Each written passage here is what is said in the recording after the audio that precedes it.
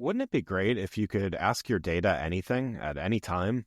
Like, how are sales this quarter? How's the new marketing campaign performing? What does the overall health of the company look like? And actually get answers right away with charts and graphics and actionable information. You can with Domo's AI and data products platform. Domo lets you channel AI and data quickly, securely, and innovatively to deliver measurable insights wherever and whenever you need them. Anyone on your team can use Domo to easily prepare, analyze, visualize, automate, and distribute data, all amplified by AI. Domo goes beyond productivity. It's designed to transform your processes, helping you make smarter and faster decisions and drive real growth. All powered by Domo's trust, flexibility, and years of expertise in data and AI innovation. The world's best companies rely on Domo to make smarter decisions. See how Domo can help transform yours. Learn more at ai.domo.com. That's ai.domo.com. Welcome to Season 5 of the Agile Brand with Greg Kihlström, where we talk with enterprise and technology platform leaders about the people, processes, and platforms that make marketing and customer experience successful, scalable, and sustainable. This is what creates an Agile brand. I'm your host, Greg Kihlström, advisor and consultant for Fortune 1000 marketing and CX leaders and teams as principal and chief strategist at GK5A, and best-selling author, keynote speaker, entrepreneur, and Agile certified coach.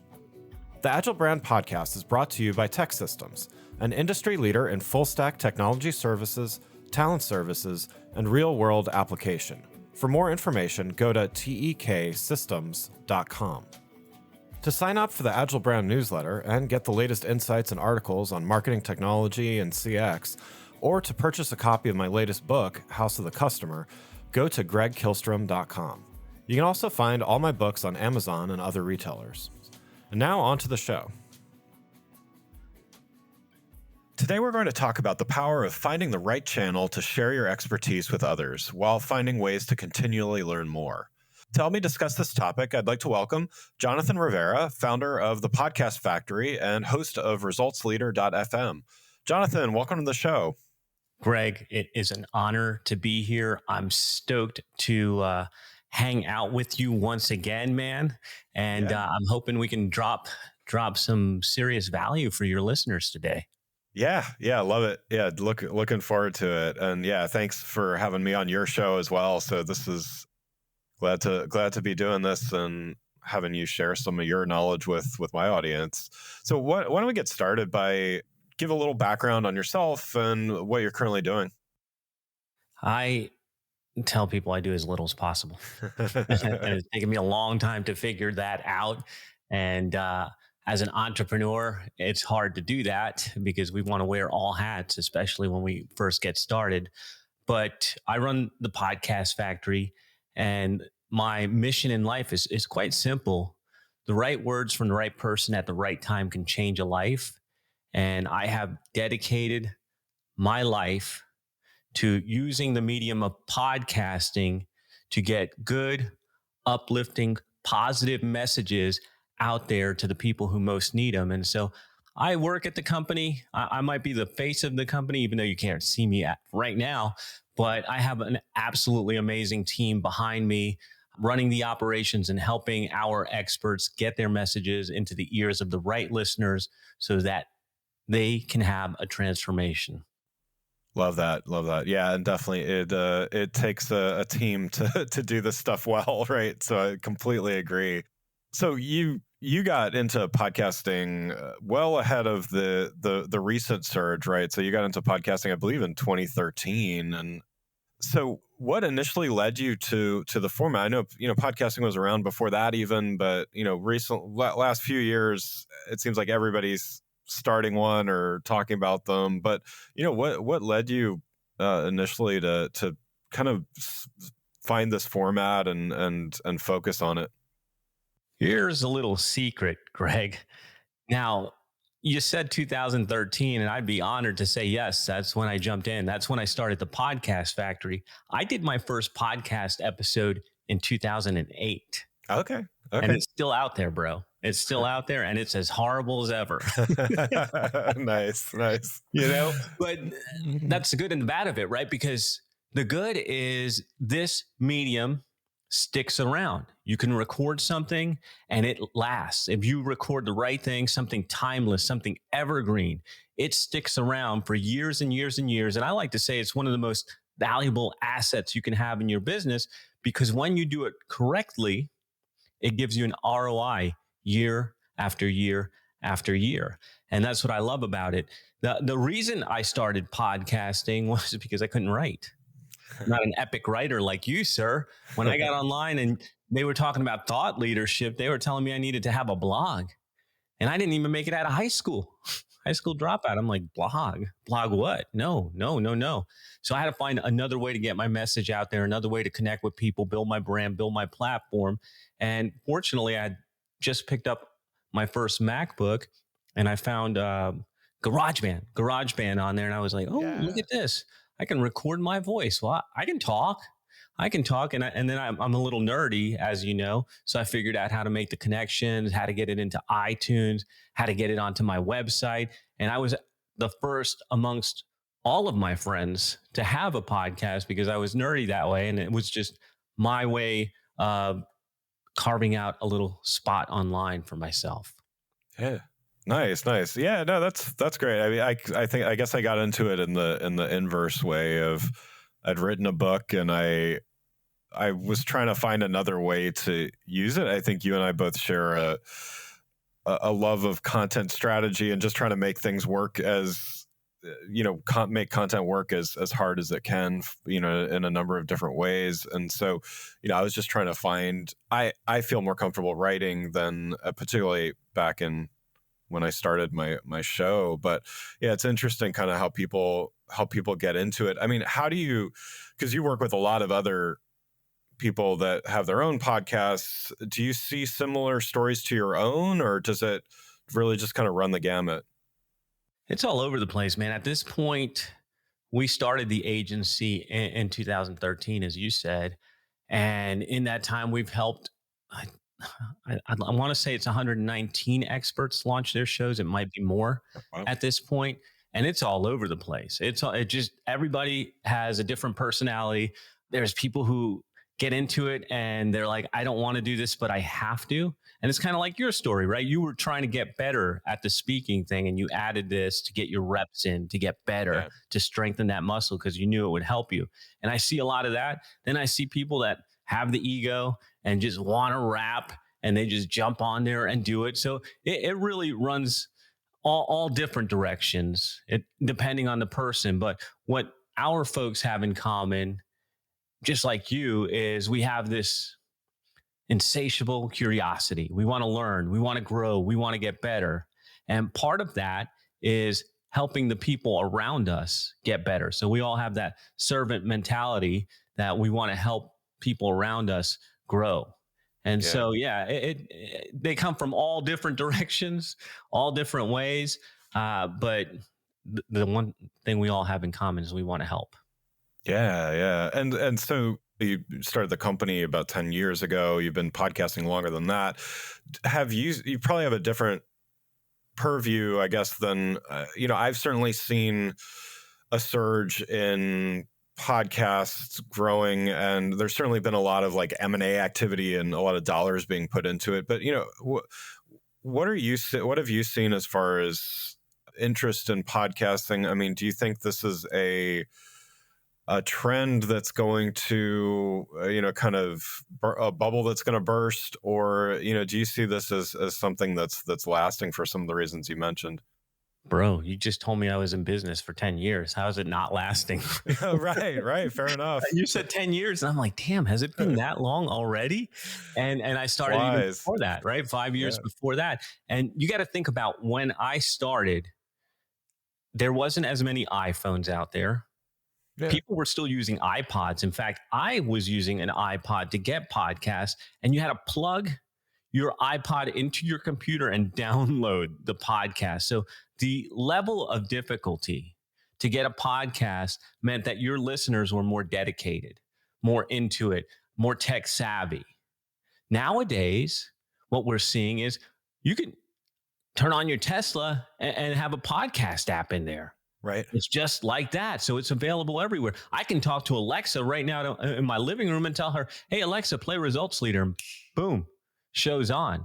So what I'm seeing is there's an ease of use that makes it more accessible for the average person. And that's good because that means more people can listen. That's bad because it's getting more diluted Yeah. because Yeah. there's more and more shows showing up. I mean, how many shows do you know like yours? What are you on? Like 300 or 400 episodes? Yeah. I mean, Yeah. there's 350. Yeah. there's not many people that last that long. So I see the trend only getting stronger. I see it diversifying more. Where when I was in podcasting in '08, nobody's telling stories. It was all like entrepreneur marketing, internet marketing. I don't remember all these story shows. Now there's a podcast for everything. And I Yeah. think that trend is going to continue. And what's going to happen is, Wouldn't it be great if you could ask your data anything at any time? Like, how are sales this quarter? How's the new marketing campaign performing? What does the overall health of the company look like? And actually get answers right away with charts and graphics and actionable information. You can with Domo's AI and data products platform. Domo lets you channel AI and data quickly, securely, and innovatively to deliver measurable insights wherever and whenever you need them. Anyone on your team can use Domo to easily prepare, analyze, visualize, automate, and distribute data, all amplified by AI. Domo goes beyond productivity. It's designed to transform your processes, helping you make smarter and faster decisions and drive real growth, all powered by Domo's trust, flexibility, and years of expertise in data and AI innovation. The world's best companies rely on Domo to make smarter decisions. See how Domo can help transform yours. Learn more at ai.domo.com. That's ai.domo.com. yeah, listenership's going to grow across the board. Yes, it's going to be harder to get listeners, but only if you're not targeting certain people. The way that we look at it is we create shows to connect with a certain person. Our shows have to serve a purpose. If the show is not designed for a purpose, I can't help you. And so with our clients, here's what I know in sales calls. I have somebody put in an application. They tell me they want to be the next Joe Rogan. I'm out. Dude, I can't make you an influencer. I can't make you a thought leader. I don't know any of that stuff. But here's what I can do. I can make you the next Joe Rogan to the people who you want to connect with and do business with. Much, much smaller market, Yeah. much smaller numbers, but it's shotgun approach versus a laser approach. Yeah. Well, yeah. And I wanted to dive into that a little bit more because, certainly the content of the show, I mean, I know from my own experience, maybe similar to what you were saying about your earliest shows, season one, I'm in season 5 right now. Season 1, I'm still happy with it, but I like season 2 and 3 and 4 and 5, each one I feel like I'm getting better and stuff like that. But, content is very important, of course, but there's also this, I think what you're talking about, which is there's a branding and an audience targeting and all of that perspective. How important do you think that is compared to the content? I mean, again, both are needed, but how much, what proportion, and how much do you work on the branding part as opposed to the content with the customers you work with? Now, let's get nerdy. I'm a student of direct response marketing. That's how I came up, is direct response. And so over the years, I've developed something I call the direct response podcast framework. And there's 3 key pieces that you need to make this thing work for you.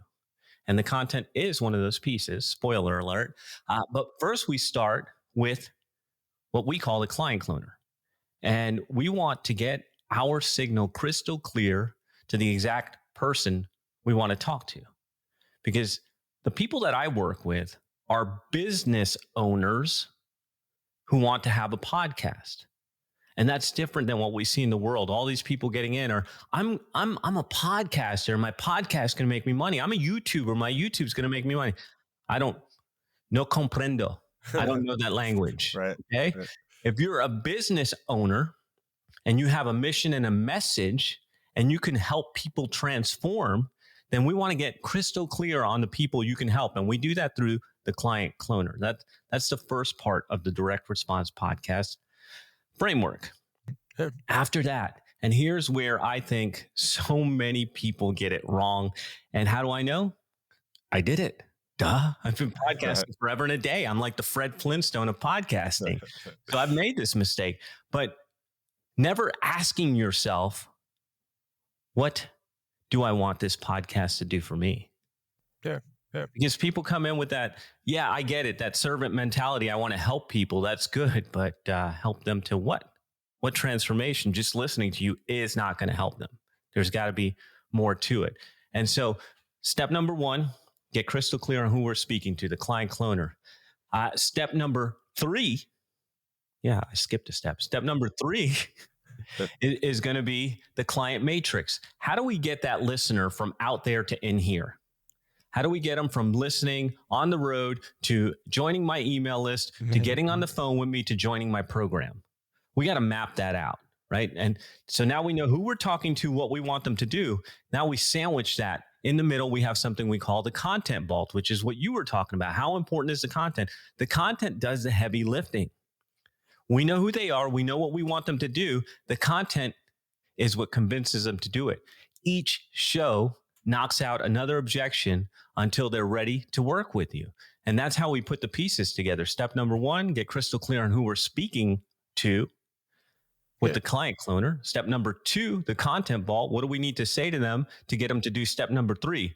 What we want them to do. Join our email list, book a call, visit our website, whatever it is. So you actually need all of those pieces to have a successful podcast, in my opinion.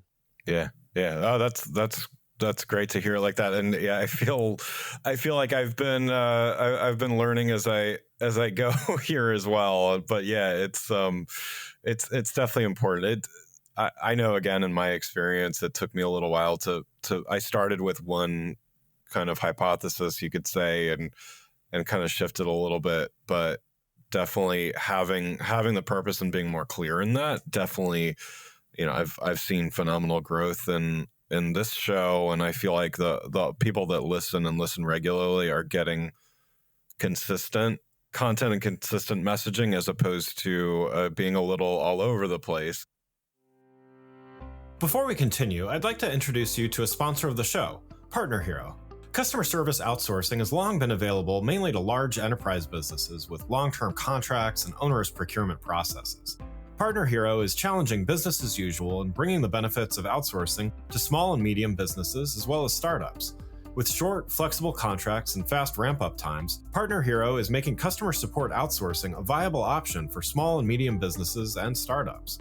It's perfect for companies with seasonality expecting a temporary spike in volume or that simply need to scale up. And their focus on quality means your customers will get an experience that feels like it comes from your team. If you're ready to bring in outside customer support help for your company that feels like it's part of your existing team, check out Partner Hero. Head on over to partnerhero.com/agile, that's partnerhero.com/AGILE, to book a free consultation with their solutions team. Mention you heard about Partner Hero from the Agile brand and they'll waive the setup fee. Now let's get back to the show. To go to my next question then is, what are you mentioned kind of the process that you go through, but, when you've seen some of the most successful shows that you've helped launch, I mean, you said you've worked with over 100 business owners since launching your company.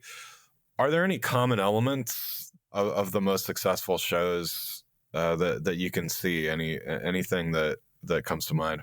For sure, man. The most successful shows that we have seen have a big personality behind them. Somebody people want to be around. I mean, that's why people listen to your show. They're not listening for me.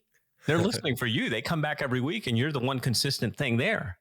So there's got to be a personality that they like. Number one, there's got to be a mission behind the work that they're doing. Your mission, I know that you're into Agile, streamlining.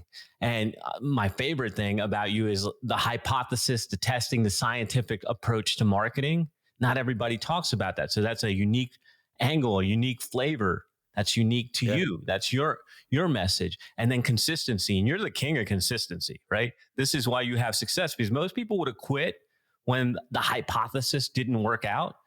You said, okay, this test failed, new test. Yeah. Let's try this. That's the difference, right? And if you can keep doing that and keep those pieces in play, then you will find your way. You will find your audience. You will connect. As you have seen, the growth that you've seen is because you do those things.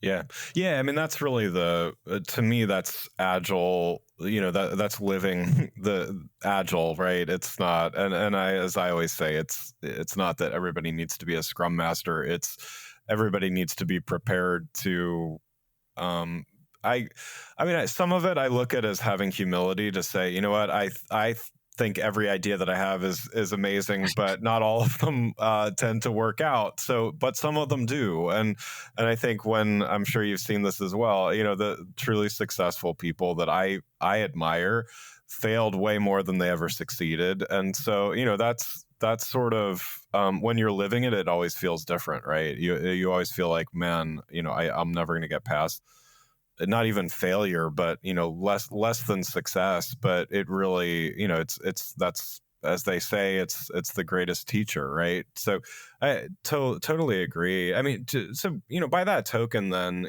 definitely agree that it takes to have a good show and to really have longevity, it does take a personality and focus and everything. I mean, by that token, can any company have a great show, or can any leader have a great show? Is this something that can be learned in your experience? I'm sure there's people that just have natural talent. I mean, 15 years ago, if you would have told me I would have done public speaking and all that, I would have told you you're crazy. But I've done it, and use your words, I've done my reps or whatever, and now I love it. Now I crave it. It's something that I find that energizes me. But do you find that it's something that everybody can do? They just need to find their unique approach, or how do you approach that? Because again, I'm sure you talk with a lot of business owners, a lot of companies about this. It's interesting because I don't believe that you can be a business owner, a successful business owner, without that resilience. Yeah. That resilience, dude, is everything in business, because as you said, we get knocked down way more than we get picked up and elevated. And that's the tough part of being in business. That's the tough part of doing anything that matters. And when we're talking about, can anyone do a show? Yeah, it depends on the goal of the show, because some companies maybe only need a set of 8 shows to do the work that they needed to do. Yeah. Other people like you, where you're constantly learning, you're constantly evolving, you're constantly proving and disproving your own theories, right? That's a totally different approach. And I think that you are like me, where you have a purpose that drives you.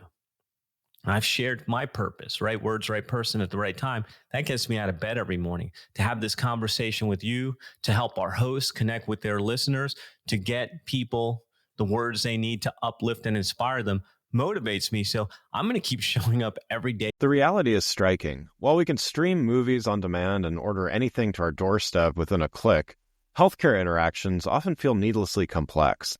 Healthcare marketers, this one's for you. In Shop, Stream, Heal, author Adeline Ashley shares actionable insights from industry leaders like Netflix, Amazon, and Delta, showing how healthcare can thoughtfully adapt their winning strategies. This isn't about technology for technology's sake. It's about making healthcare more accessible, intuitive, and human. Drawing from real-world successes and lessons learned, the book shows you how to create healthcare experiences that truly meet patient needs while preserving clinical excellence. Shop, Stream, Heal by Adeline Ashley features a foreword from Dave O'Flanagan, CEO of Sitecore. It's published by the Agile brand and now available in print and digital formats on Amazon. Go to shopstreamheal.com for more information. Doing this because I know my mission. And I think that the people with those big whys, they know their why, as cliche as that is. And your why can change, by the way, folks. My why has changed over the years. I'm sure yours has changed some as well, Greg, as you evolve. But I think for people like us that are constantly growing, this is almost therapeutic, almost needed, because we learn so much, we change so much, we think so much, we have to share it.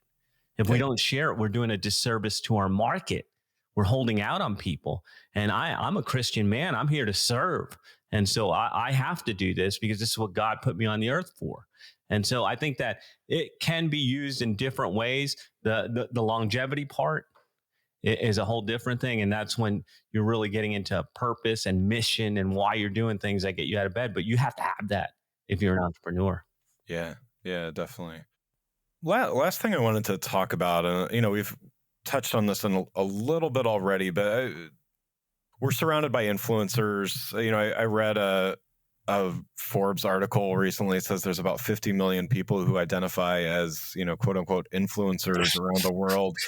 So there's influencers, there's thought leaders. I look at them as sometimes very different things. Sometimes there's perhaps a blurring of the lines. How do you look at this? Is it a good thing that there are 50 million people who identify as influencers? Is it a good thing that really, to be successful in business, you need to be a thought leader in your own right? Like, do we hit a saturation point at some point, or I'm not even positive the question I'm asking, but what do you think about all this tangled mess that we're in?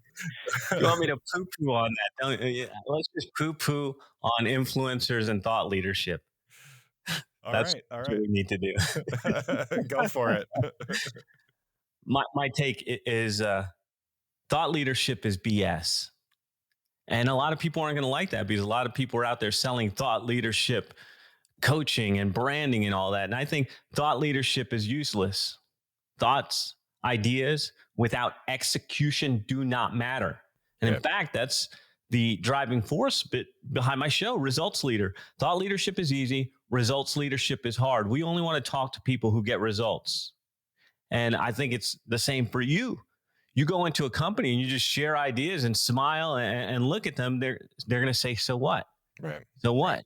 Yeah. Unless you lay out the plan, give them the KPIs, show them the strategy and help them implement it and help them get that result that they hired you for.